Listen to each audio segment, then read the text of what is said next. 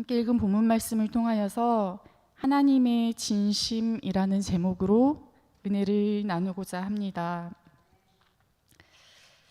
끈질기게 불순종하였던 이스라엘 백성에게 하나님은 끈질기게 진노하셨습니다. 끈질기게 사랑하셨기 때문입니다. 하나님은 이스라엘 백성이 죄에서 돌이키면 진노를 멈추시겠다고 약속하십니다. 비참하고 혹독하였던 진노의 끝은 희망의 약속이었습니다. 오늘 본문의 말씀에는 이스라엘 백성의 회개에 따른 하나님의 회복의 약속이 기록되어 있습니다. 하나님은 이스라엘의 회복을 위하여 언약을 기억하시고 그 땅을 기억하시겠다고 말씀하십니다. 42절 말씀을 함께 읽겠습니다. 내가 야곱과 맺은 내 언약과 이삭과 맺은 내 언약을 기억하며 아브라함과 맺은 내 언약을 기억하고 그 땅을 기억하리라. 아멘. 먼저 하나님은 이스라엘의 조상들과 맺으셨던 언약을 다시 기억하시겠다고 말씀하십니다. 기억한다는 것은 이전의 경험이나 지식을 의식 속에 간직하였다가 다시 생각해낸다는 뜻입니다. 아이가 뭔가를 해달라고 졸라댈 때 부모가 기억하고 있어 라고 대답하는 것은 단지 아이가 원하는 것을 안다는 것이 아니라 그것을 들어주겠다는 의지의 표현이지요. 기억한다는 것은 이처럼 단순히 마음속 생각만을 의미하는 것이 아니라 그것을 잊지 않고 반드시 성취시키겠다는 적극적인 의지를 나타내는 표현입니다. 갈대아 우르에서 하나님께서 아브라함을 부르실 때에 그에게 셀 수 없을 만큼 큰 민족을 이루고 열방의 복이 되게 하겠다고 약속하셨습니다. 하나님이 이 언약을 다시 기억하신다는 말씀은 이스라엘 백성이 지금을 비록 재앙으로 언약의 땅에서 쫓겨나 열방에 흩어진 채로 살고 있지만 하나님께서 작정하신 때가 되면 하나님 나라의 백성으로 다시 회복시키실 것이라는 의미입니다. 또 하나님은 그 땅을 기억하리라고 말씀하십니다. 하나님께서 이스라엘의 조상들에게 언약을 세워주실 때 그 내용에는 약속의 땅이 중심에 자리 잡고 있었습니다. 가나안은 분명히 언약의 땅이었지만 하나님께서 떠나버리시니 그곳은 사망과 고통이 가득한 황폐한 땅이 되었습니다. 그러나 하나님께서 다시 기억하실 땅은 하나님과의 언약 관계가 회복되는 축복의 땅이 될 것입니다. 언약의 회복은 이와 같이 하나님의 기억력에 달려 있습니다. 이스라엘의 현실이 고통만 가득한 무덤과 같을지라도, 그래서 원수들마저도 그 척박함을 보고 놀랄지라도 하나님이 기억하시면 회복이 시작되는 것입니다.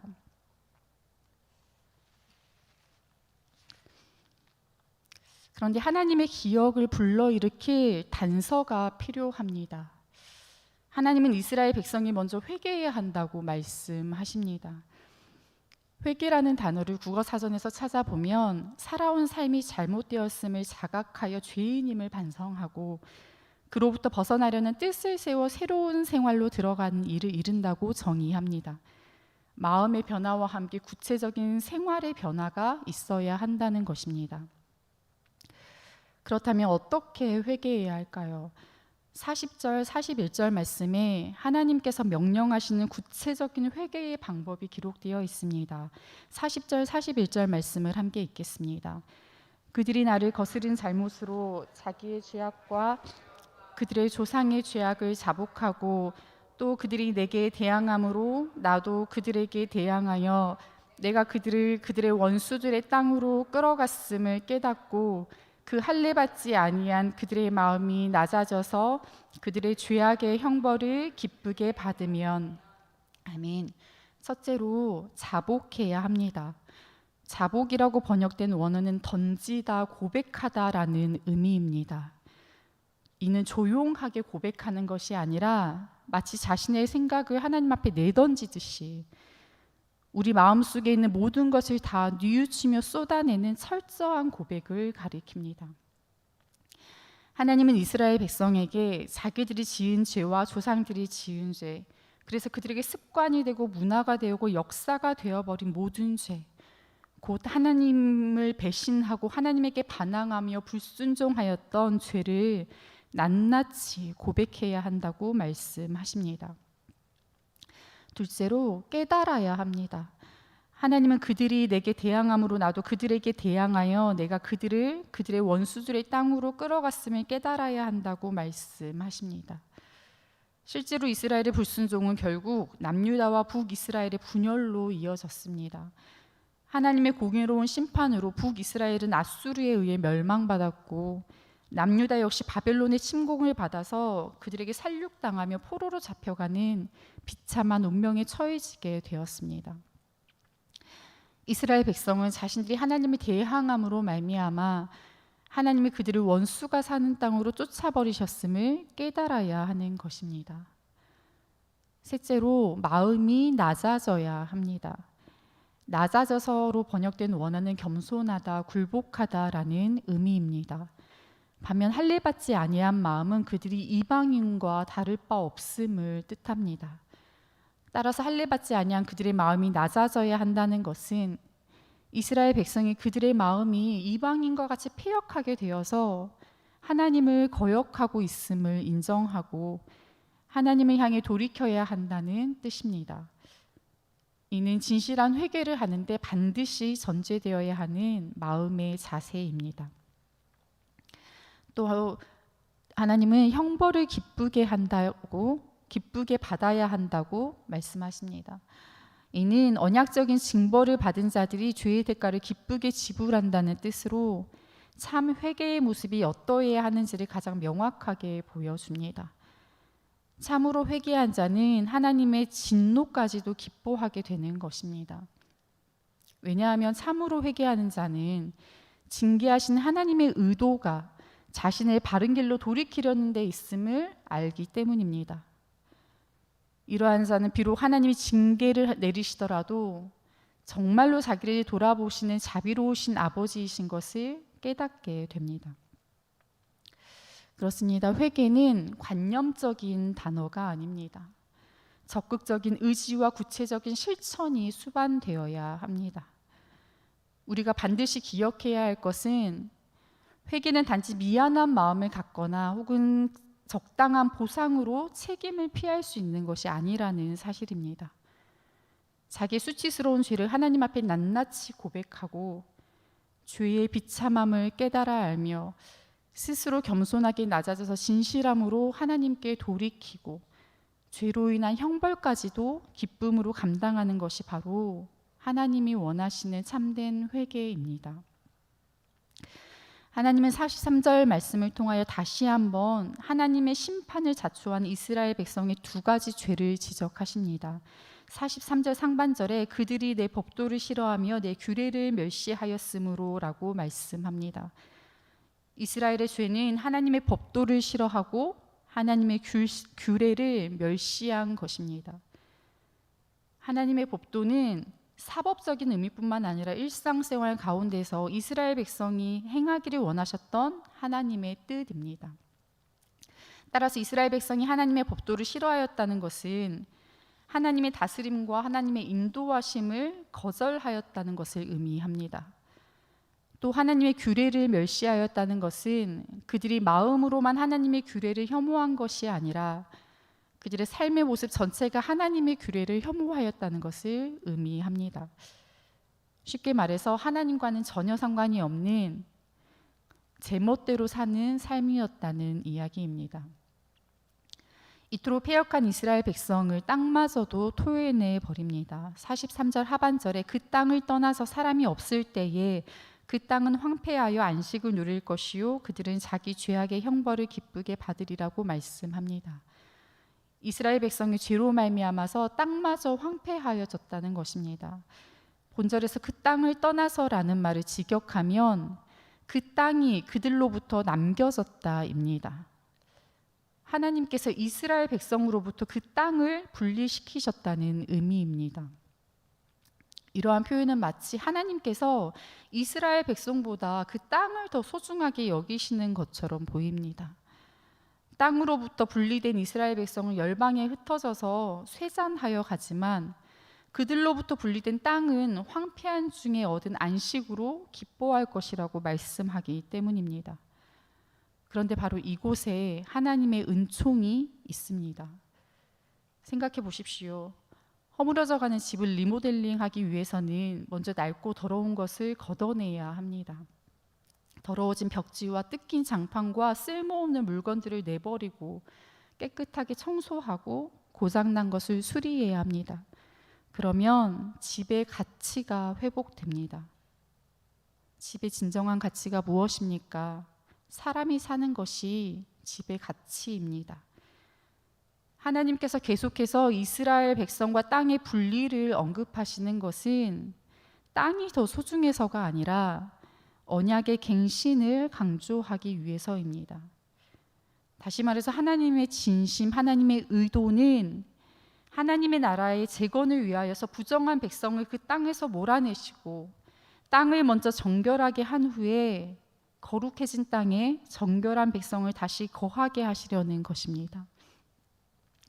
그러니 이러한 하나님의 은총을 발견하고 정말로 죄의 비참함을 깨달아 진심으로 회개하는 자라면 진노 중에라도 그 은혜가 내게 속합니다 라고 고백할 수 있는 것입니다. 이는 모든 것을 유익하게 회복시키시는 하나님의 은혜이기 때문입니다.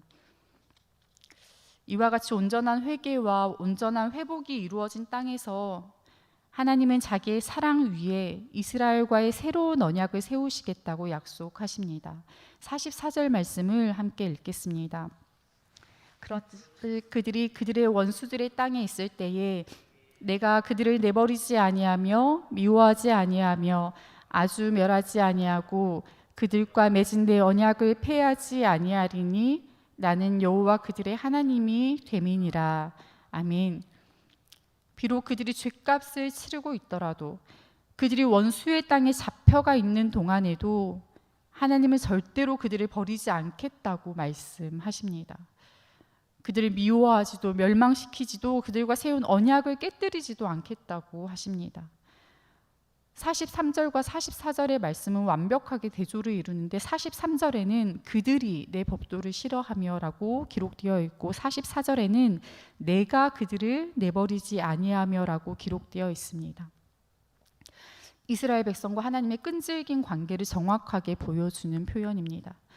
이스라엘은 불순종으로 하나님을 버렸지만 하나님은 진노로 사랑하셨습니다. 이스라엘 백성은 하나님과의 언약을 끊어버렸지만 하나님께서는 변함없는 사랑의 의지로 끈질기게 그 언약을 지켜오신 것입니다. 45절 말씀에서 하나님은 다시 한번 그들의 조상과의 언약을 그들을 위하여 기억하시겠다고 말씀하십니다. 회복을 시작하게 하는 하나님의 기억하심으로 말미암아 이스라엘 백성은 다시 언약의 지위를 누리게 되고 천하 열방이 그 언약 백성을 통해서 복을 얻게 될 것입니다. 44절 나는 여호와 그들의 하나님이 됨이니라, 또 45절 나는 여호와이니라 라는 하나님의 자기 선언은 이스라엘의 회복에 대한 하나님의 의지가 얼마나 강력한 것인지를 분명하게 보여줍니다. 오늘 본문의 말씀을 통하여서 하나님의 심판의 이유가 이스라엘의 멸망을 위해서가 아니라 그들이 회개하고 다시 돌아와서 하나님의 언약 백성의 삶을 회복하도록 하는 하나님의 사랑에 있었음을 분명하게 알 수 있습니다. 하나님은 결코 이스라엘 백성을 포기하지 않으셨고 이토록 끈질기게 사랑하셨습니다. 이어지는 46절 말씀은 레위기 규례 전체를 끝맺는 말입니다. 46절 말씀을 함께 읽겠습니다. 이것은 여호와께서 시내산에서 자기와 이스라엘 자손 사이에 모세를 통하여 세우신 규례와 법도와 율법이니라. 아멘. 본절은 앞에 나온 모든 규정을 요약하는 구절입니다. 자기와 이스라엘 자손 사이에라는 표현은 레위기에 주어진 율법이 하나님과 인간 사이의 정상적인 관계 유지를 위하여서 반드시 지켜져야 할 것임을 다시 한번 분명히 가르쳐 줍니다. 성도 여러분, 하나님은 오늘 본문의 말씀을 통하여서 이스라엘 백성이 전심으로 회개하면 하나님은 그들과 맺은 언약을 기억하고 회복하실 것이라고 말씀하십니다. 하나님의 진노는 회개와 회복을 위함이었습니다. 오늘 우리의 삶은 어떻습니까? 진노와는 상관없는 정결하고 거룩한 삶을 살아내고 있습니까? 혹시 우리 삶 가운데 하나님의 진노라고 느껴지는 답답함과 어려움이 있지는 않습니까? 혹은 하나님의 진심을 오해하고 왜곡하여서 스스로 고통 가운데 처하여서 살고 있지는 않습니까? 진노 중에라도 두려워하지 마십시오. 하나님의 진심은 체벌이 아니라 훈육입니다. 우리를 혼내기 위함이 아니라 바르게 하고자 함입니다. 사랑이신 하나님의 진노까지도 이토록 사랑이고 은혜입니다. 잠언 28장 13절에 자기의 죄를 숨기는 자는 형통하지 못하나 죄를 자복하고 버리는 자는 불쌍히 여김을 받으리라 라고 말씀합니다. 하나님을 떠나서 쇠잔하여진 우리의 소망은 오직 우리를 불쌍히 여기시고 회복시키기 원하시는 하나님의 진심에 있습니다. 26장의 말씀을 통하여서 하나님은 하나님의 법도를 따를 때의 축복과 거절할 때의 대가를 분명하게 보여주셨습니다. 그리고 선택은 우리의 몫입니다. 우리를 향한 하나님의 진심에 참된 회개와 순종으로 응답하는 저와 여러분이 되기를 소망합니다. 기도하겠습니다. 하나님, 레위기의 말씀을 통하여 참된 회개와 하나님의 회복을 묵상하게 하시니 감사합니다. 하나님의 빛이 우리 인생을 비출 때 밝히 드러나는 우리의 모습은 불순종으로 황폐하였던 이스라엘과 다르지 않음을 고백합니다. 죄로 쇠잔하여진 우리 인생의 유일한 소망은 우리를 불쌍히 여기시고 회복시키기 원하시는 하나님의 진심에 있음을 깨닫습니다. 진노의 목적이 형벌이 아니라 회복임을 잊지 않게 하시고 우리를 살리기 원하시는 하나님의 진심에 참된 회개로 응답하게 하시옵소서. 미안한 마음을 가지는 것에서 멈추지 않게 하시고 적당한 보상으로 타협하지 않게 하시고 회개를 내일로 미루지 않게 하시옵소서. 습관이 되어버려 깨닫지 못하는 죄가 있다면 깨달아 알게 하시고 아주 사소한 죄라도 하나님의 거룩과 함께할 수 없음을 기억하고 철저하게 끊어내게 하시옵소서. 우리를 잊지 않고 기억하시는 하나님의 사랑에 의지하여 오늘도 믿음으로 잘 살아내게 하시옵소서. 우리 구 예수 그리스도의 이름으로 기도합니다. 아멘.